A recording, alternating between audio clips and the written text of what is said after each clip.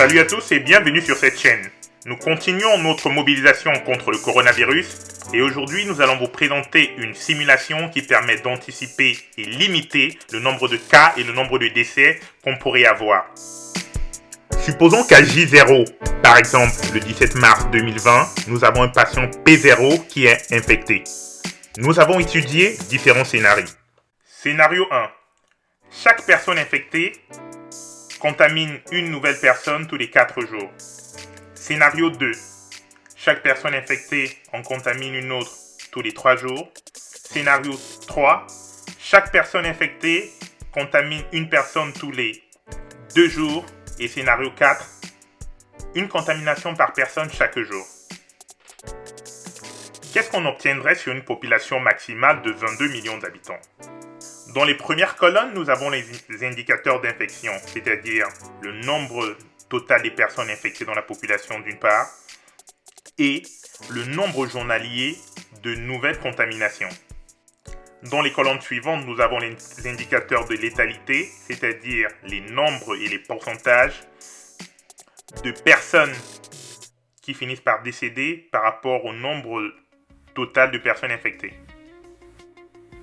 Observons un instant ce qui se passe 30 jours après l'infection du patient P0, au cas où chaque personne infectée en contamine une autre tous les 4 jours. Il y aurait ainsi 800 personnes infectées et avec un taux de létalité de 9%, nous serions à 73 décès. Le 21 mars 2020 et après 30 jours de Covid en Italie, ce taux de létalité était de 8,29%. On enregistrait plus de 53 000 personnes infectées, ce qui revient globalement à 2 personnes infectées tous les 5 jours environ. Faisons maintenant un tour en Afrique et atterrissons par exemple au Cameroun. Supposons qu'entre le 17 mars 2020 et le 22 mars 2020, chaque personne infectée en ait contaminé une autre chaque jour. Elle aurait ainsi conduit à la contamination de 32 personnes au total. Et si au 17 mars 2020, le nombre de personnes contaminées était de 100 par exemple, le total en serait ainsi porté à 3200.